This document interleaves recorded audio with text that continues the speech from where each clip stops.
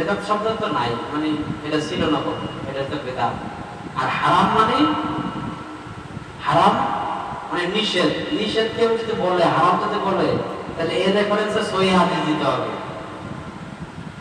কথা বুঝতে পারছেন? আমি সহিহ হাদিস দিয়ে দিচ্ছি বুখারী শরীফের 5892-93 নম্বর হাদিস, 5892-93 নম্বর হাদিস, বুখারী শরীফ হাদিস নম্বর 5892 এবং 93 নম্বর হাদিস। রাসূল সাল্লাল্লাহু আলাইহি ওয়াসাল্লাম বলেন, দাড়িকে বড় রাখো, মোচকে খাটো করো। এর দলিল ইনশাআল্লাহ আমি যতগুলো আলোচনা করেছি দলিল ছাড়া কোনো আলোচনা করিনি ইনশাআল্লাহ। আল্লাহ পাক আমাকে তৌফিক দিয়েছেন, এই জন্য আমি বলি। এই জন্য চুল দাড়ি আমরা কখনো কাটিং করবো না। আজকের থেকে তওবা করবো যে আর কখনো চুল দাড়ি আমরা কাটিং করবো না। হ্যাঁ, চুল এক সমান রাখতে হবে। বলে আপনি বেল মাথা করে নেবেন, একদম নাইলে বেল নেবেন, আর নাইলে সব চুল এক সমান, আর নাইলে বাবরি। এই তিনটা সুন্নত আছে।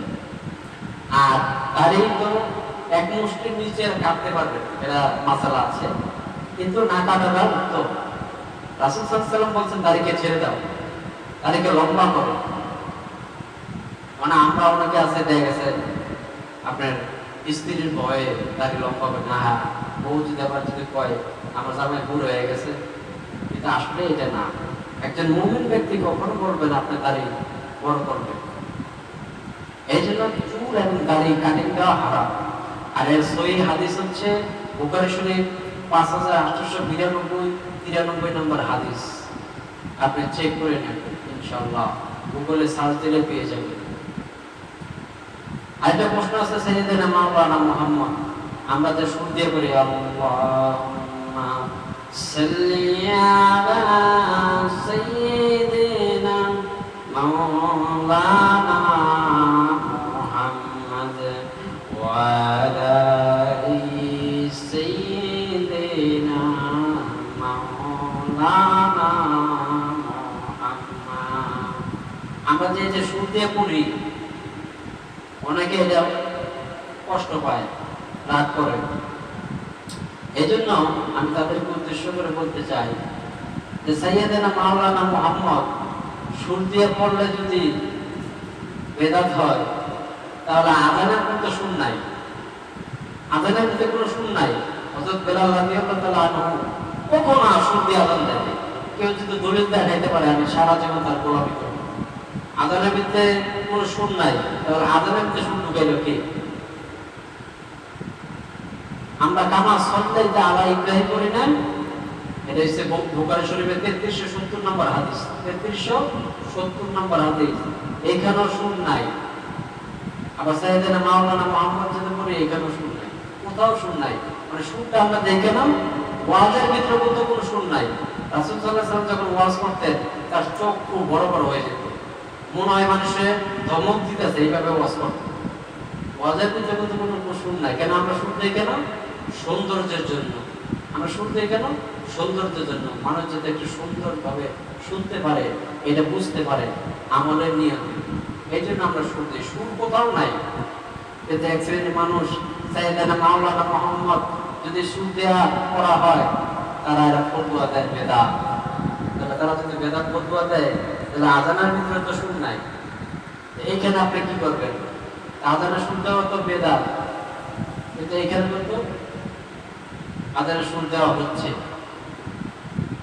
এমন কোন হাদিস গ্রন্থ নাই দেখাইতে পারবে যে সুর দিয়ে আযান আছে।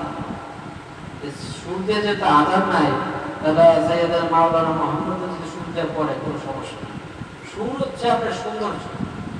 আপনি একটু সুর দিলেন, এটা সৌন্দর্য। যেরকম আলহামদুলিল্লাহি রাব্বিল আলামিন আর রহমানির রহিম, এখানে কোনো সুর নাই, কিন্তু এটা যদি আপনি একটু সুর দেন, আলহামদুলিল্লাহি রাব্বিল আলামিন,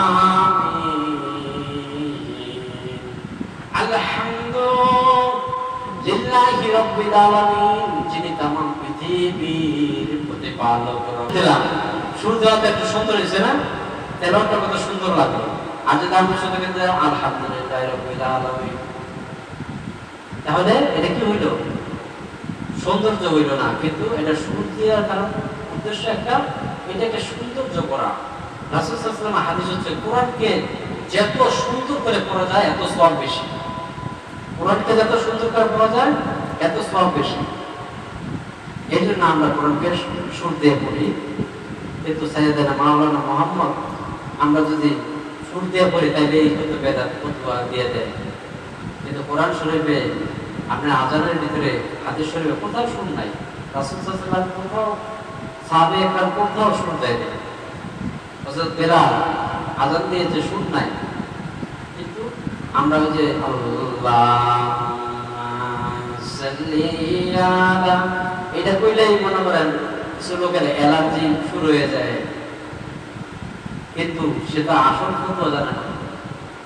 আপনার জুম্মার খুতবার ভিতরে সাইয়েদনা মাওলানা মুহাম্মদ বললে থাকে সুর দিয়া, ওইখানে যদি সমস্যা না হয় খুতবার ভিতরে, তাহলে আমরা আলোচনার ভিতরে যদি বলি এখানে কি সমস্যা? আসলে এটা হচ্ছে আকীদাগত সমস্যা, চয়েস। আকীদা কি? Choice. As your choice as your like. আপনার পছন্দ না, এটা পছন্দ, আপনি এটা করেন না, কিন্তু আরেকজনকে বাধা দেওয়া যাবে না। আপনার এটা পছন্দ না, আপনি এটা করেন না, কিন্তু আরেকজনকে বাধা দিতে পারবেন না, বাধা প্রদান করা যাবে না, নিষেধ।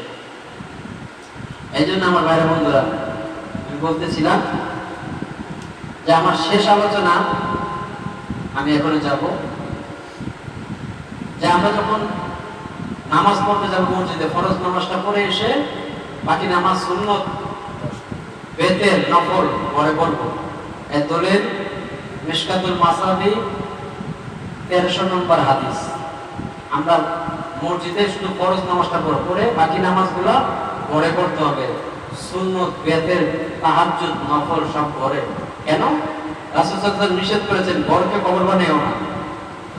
দলিল আবু দাউদ শরীফের 2042 নম্বর হাদিস, যে ঘরকে কবর বানায় না, ঘরের ভিতরে নামাজ চালু রাখো, কোরআন তেলাওয়াত চালু রাখো, জিকির চালু রাখো, ঘরটাকে পবিত্র রাখো। যেই ঘরে জিকির নাই, যেই ঘরে নামাজ নাই, যেই ঘরে কোরআনের তেলাওয়াত নাই, সেই ঘরটা শয়তান বসবাস করে, সেই ঘরে ঝগড়া হয়, সেই ঘরে অনেক অন্যায়মূলক কাজ হয়ে যায়। আমার ভাইরা, যেরকম মাগুরার একটা 8 বছরের বাচ্চা ধর্ষিত হয়েছে, কেন? কারণ ওই ঘরটার ভিতরে কোরআন তেলাওয়াত নাই, ওই ঘরটার ভিতরে জিকির নাই, শয়তান বসবাস করতেছে ঘরটার ভিতরে, কিন্তু শয়তানকে তো দেখা যায় না, এই যে বিষয়। এই জন্য প্রত্যেকটা ঘরে জিকির, আজকাল কোরআন তেলাওয়াত চালু রাখতে হবে, নামাজ চালু রাখতে হবে। দলিল মিশকাতুল মাসাবি 1300 নম্বর হাদিস এবং 2042 নম্বর হাদিস। ঘরকে কবর বানানো যাবে না। আর মসজিদে ফরজ নামাজটা পড়ে এসে বাকি নামাজগুলো, কমপক্ষে ঈশার নামাজটা আমাদের আমল করতে হবে কমপক্ষে। কারণ আদার্স আমরা ব্যবসা বাণিজ্য চাকরি বাকরি করি, আমরা সব নামাজ তার ঘরে পড়তে পারবো না। কমপক্ষে ঈশার নামাজটা আমরা মসজিদে ঈশার নামাজ ফরজটা পড়ে এসে ঘরে 2 রাকাত সুন্নত, 3 রাকাত বেতের আর তাহাজ্জুদের নামাজ, নফল নামাজ, কোরআন তেলাওয়াত, জিকির আজকার ঘরে করবো। ঘরের ভিতরে বরকত আসবে, রহমত আসবে। অনেকে হুজুর দেখাইব কেন? আমি দেখাইব আপনার ঘরটা কোরআন হাদিসে ঘুরে লাগবে। প্রত্যেকদিন কোরআন হাদিস পড়তে থাকে, ঘরের ভিতরে দেখাইতেই থাকে। অনেকে আমার মাসাল শিখাচ্ছে টেকা দরকার, দেখাইব কেন দোকানে? অনেকে মানি ট্রি গাছ লাগায়, বলে টেকা নাম লাগে মানি ট্রি গাছ। মানি ট্রি একটা গাছ আছে, এটা লাগাইলে বলে ঘরে রাখতে হবে, টেকা যদি গাছ এই তো আল্লাহর কাছে কেউ চাইতো না কি? এই জন্য ঘরটা পবিত্র রাখতে হবে, তাহলে ওই ঘরে বরকত আসবে, টাকা আসবে, সবকিছু আসবে।